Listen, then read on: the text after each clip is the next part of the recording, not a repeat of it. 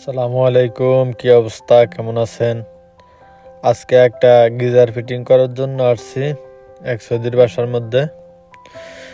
এটাকে অবশ্য বাংলাদেশে গিজার বলা হয়, আর এখানে সৌদি আরবে এটাকে সাখান বলা হয়।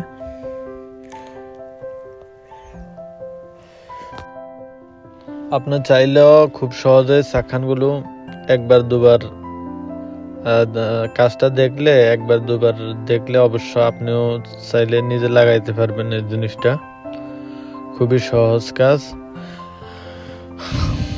আর কাজ শিখে থাকলে ইনশাল্লাহ কোনো জায়গাতে যাইয়া দেখা গেছে বেকার বসে থাকা লাগে না।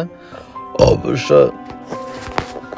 এখন সৌদি আরবে কাজের অনেক সংকট, তারপরও এই সাখানটা আমরা আগে কমপক্ষে 50 রিয়েলে লাগাইতাম, এখন আসছি 30 রিয়েলে। কাজটায় কি করবো, বসে থাকার থেকে ভালো। এখন সৌদি আরবে কাজের অবস্থা এখন অনেক খারাপ। তারপরও দেখা গেছে এখন আর আগের হিসাব করলে চলবো না। এখন যা পাই মোটামুটি, এই তো 30 রিয়েলের কাজে আসলাম, 10 মিনিটে 30 রিয়েলের কাজ করলাম। আর এই যারা নতুন এই কাজটা করতে যাবেন, অবশ্যই আগে গিজারের পানিটা যখন হাওয়াটা ছাড়বেন, পানি শেষ যাওয়ার পরে কারেন্টের লাইন দিবেন, আগে কখনো দিবেন না, নাহলে খারাপ হয়ে যাবে।